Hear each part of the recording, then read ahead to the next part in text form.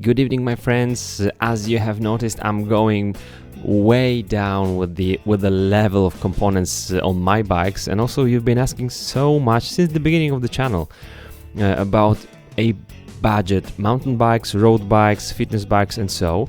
That's why today I'm going to show you top 10 up to $500 beginners mountain bikes. These are not going to be beginner cross-country bikes, but mountain bikes just for some mountain riding.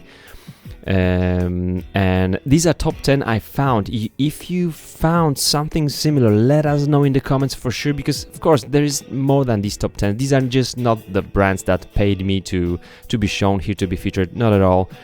I just want to show you the ones I would buy for the money.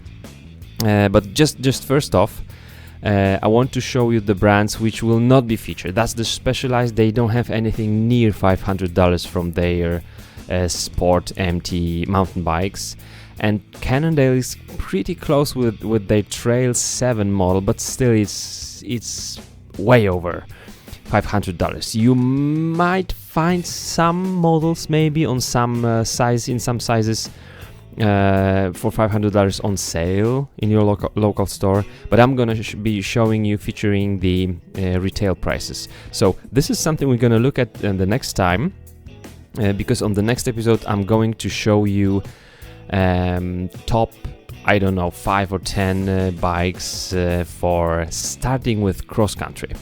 Now I want to show you just 4 features to be looking at when considering the bike. This is the Cube, that's one of the bikes. But the feature you want to have on bike for $500 is number 1, quick releases. It means you don't want to have any screws, any nuts here. Just a quick release with a lever. You can open up and remove the wheel easily just by hand, both front and rear. So all of the bikes for over $300 should have it. Number 2, freewheel versus cassette. This is the sprockets at the rear. The cassette is a better one because you just put it on the free hub of your hub and just mount it with the nut, and that's easy to upgrade. This one is actually a freewheel which you thread onto your hub, and that's actually non-upgradable. So if you want to switch to more gears in the future, you would have to replace the free hub and the hub, and because these are budget bikes, you would actually have to just buy new wheel, and that would be maybe 1/5, 1/4 of your bike's price. So you would want to have cassette, but still there will be some bikes here with the free wheel I'm featuring. The next thing is the head tube. That's not very important, but some of the bikes will have tapered head tube, which means not a straight one like this one here. We call it 118 by 118, but tapered one will have larger bearing at the bottom of the head tube. This is the head tube, and that would be, let's say, 118 by 1.5, and there will be one bike with the tapered head tube today. And the last thing you want to consider is the wheel size. You're gonna have all the range: 29er, 27.5 and 26-inch wheels. I would not skip 26-inch wheels at this price, because the bike will be easier, cheaper and lighter. For me, 27.5 would be ideal, but if you want to have 29er just to get the technique on the 29er, and in the future maybe turn to switch to something carbon 29er bike because you think about training a lot, 29-inch wheel will be available at this price point. Okay, we're starting with the cheapest one, the very, very cheapest one. That's the Fuji, and the model is called Adventure. You would find these bikes in the sport category normally. Some brands will feature it on the trail category, others even on the XC, but mostly that would be sport mountain bikes. Believe me or not, Fuji doesn't even have bike for $500. They have it much cheaper or much more expensive. This one, the Adventure, will cost you retail price $389.99, so $390. On the sale, probably you would get it even for $350 or so. So this is the very cheapest bike on this comparison. We have the 27.5-inch wheels and the basic cheapest componentry. All the bikes will have the suspension fork, very heavy one, coil fork, easy.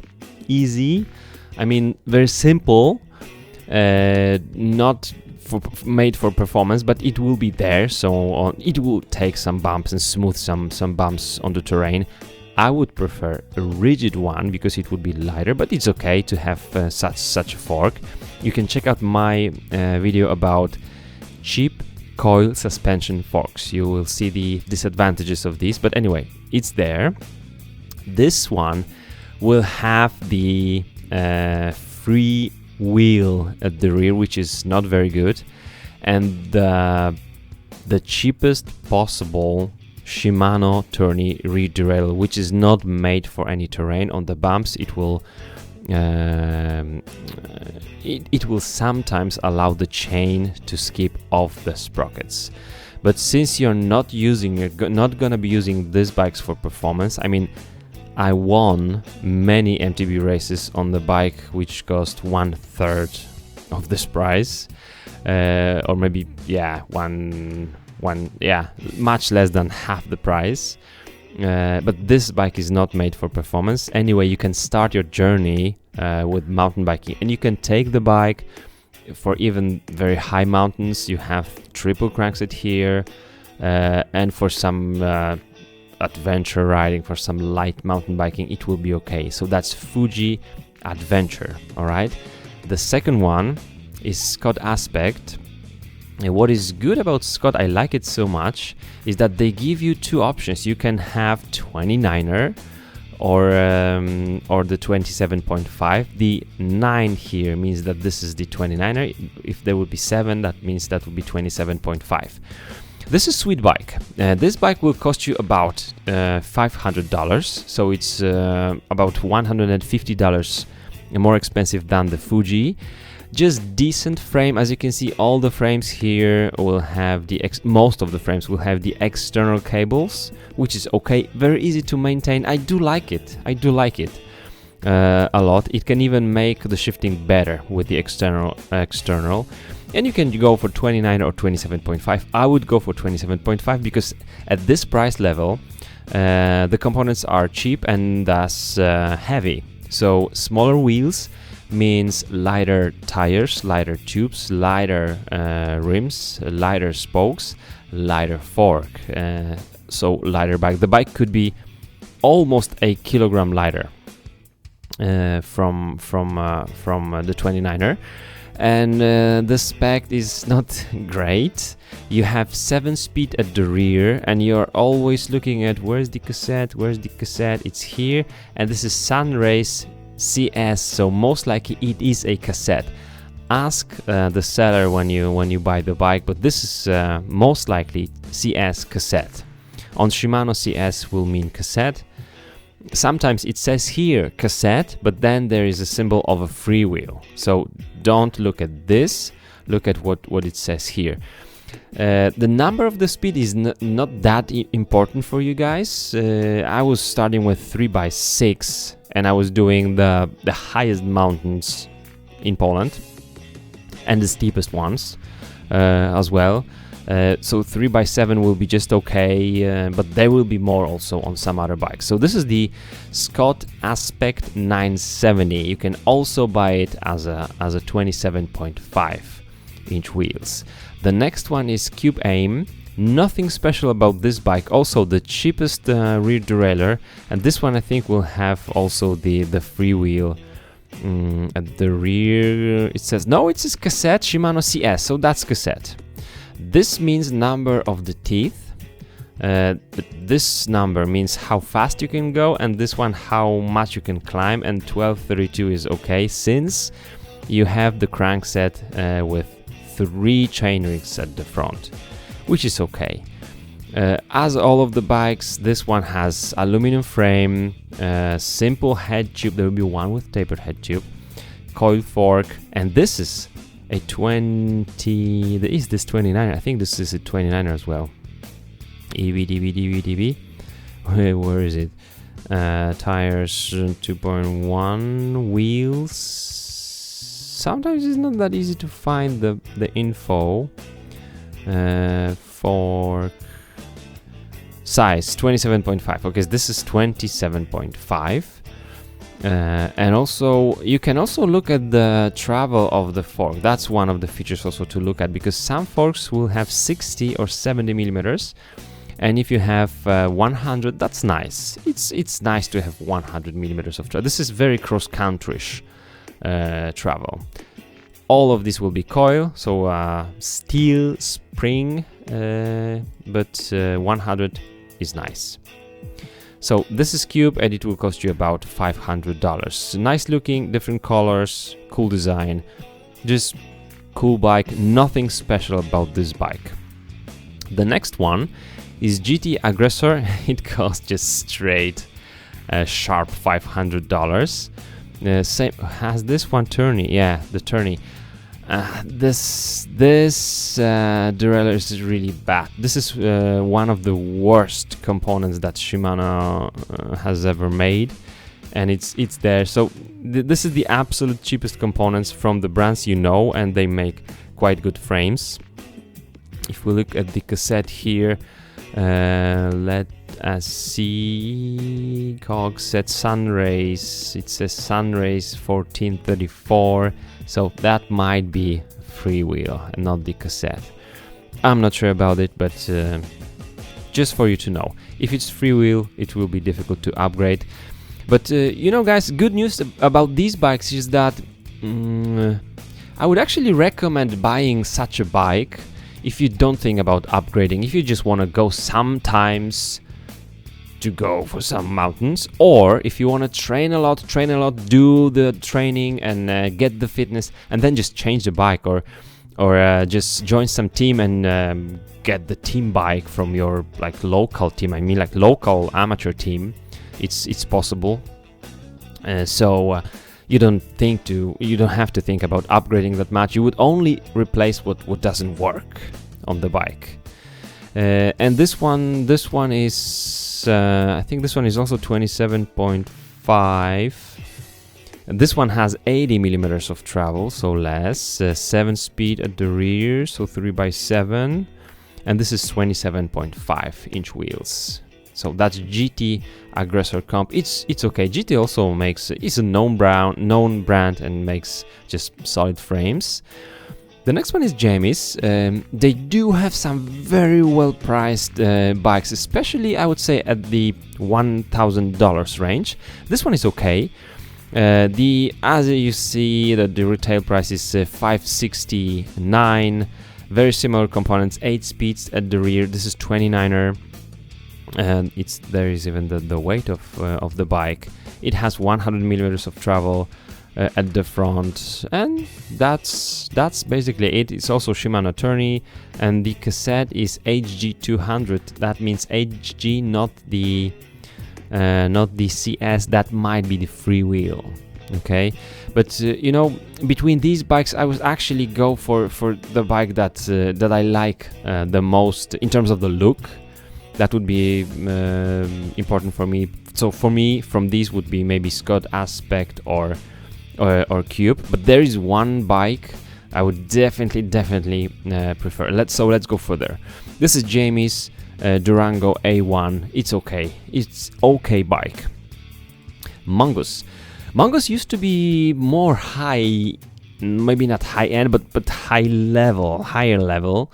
This one is also 27.5. It comes with Shimano Acera rear derailleur, not the tourney. That's nice.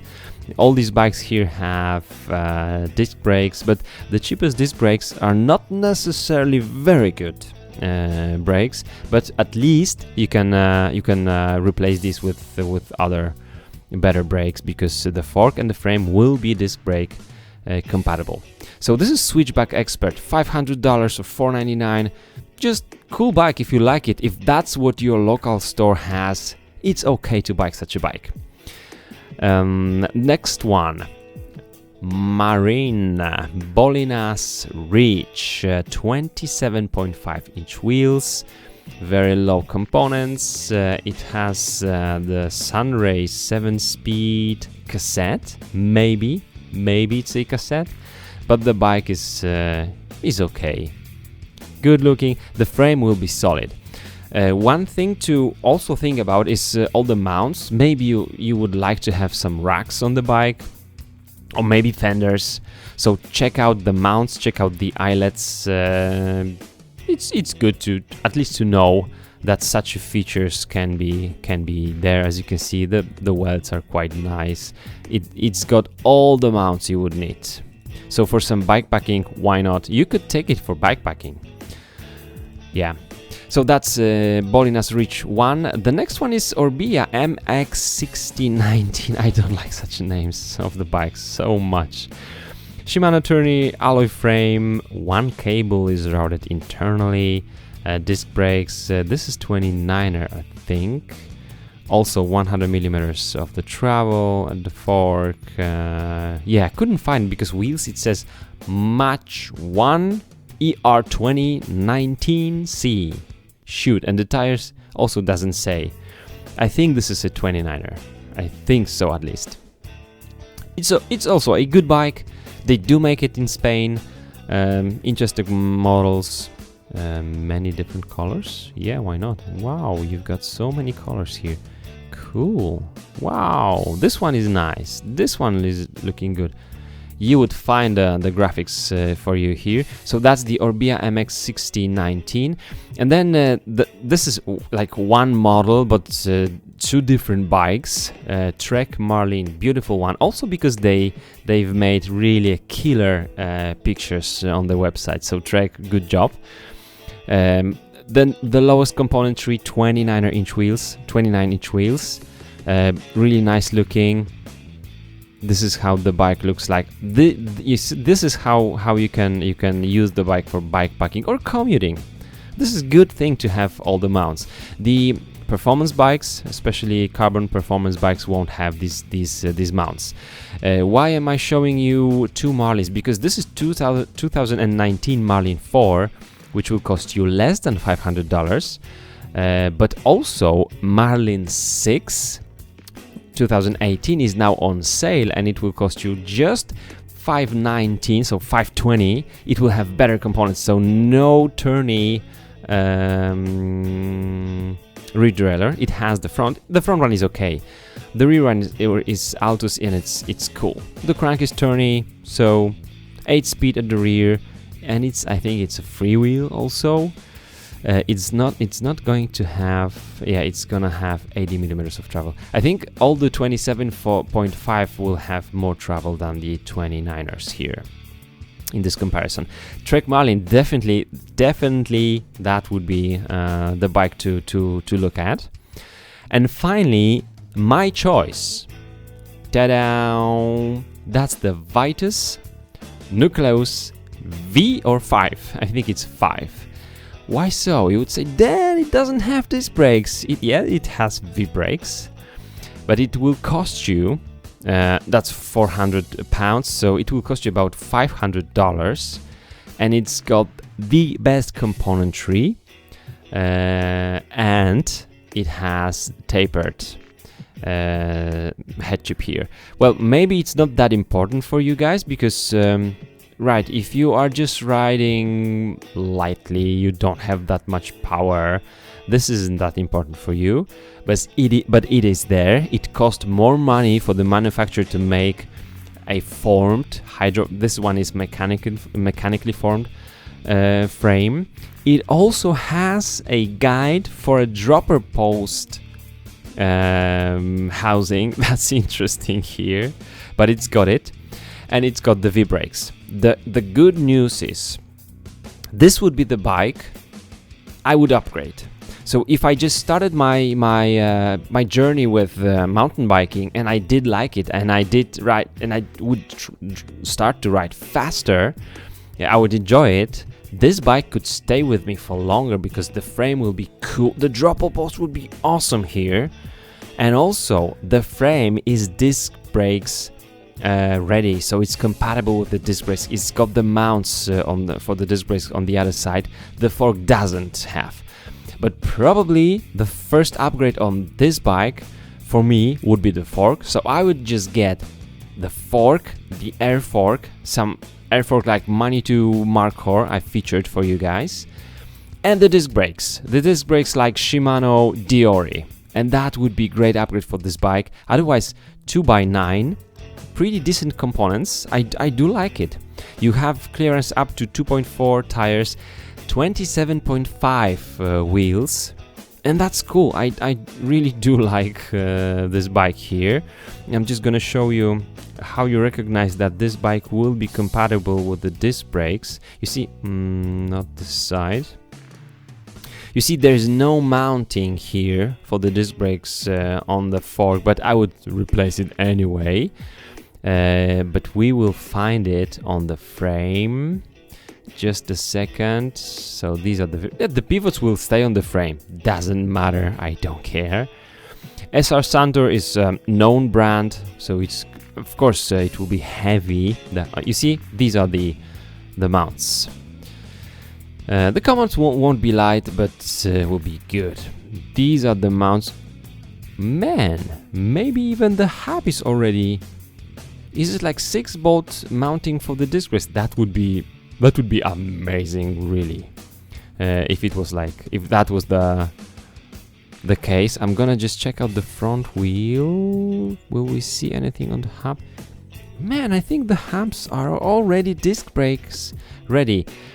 For this amount of money, the Vitis is really the best for me. I do like this bike. That would be my choice. But anyway, Trek Marlin will be a very good choice. Any of the bikes I featured for you wouldn't be a bad choice. You just choose something that fits you, you like it, and maybe you have the local store and it's easier for you to get it. That's it, guys. So these were the top 10. Please let me know which bikes would you add to this comparison. Maybe we'll make top 15. I will put all your recommendations on one comment and pin it. Okay? So that's it. Good night. See you tomorrow. Bye bye.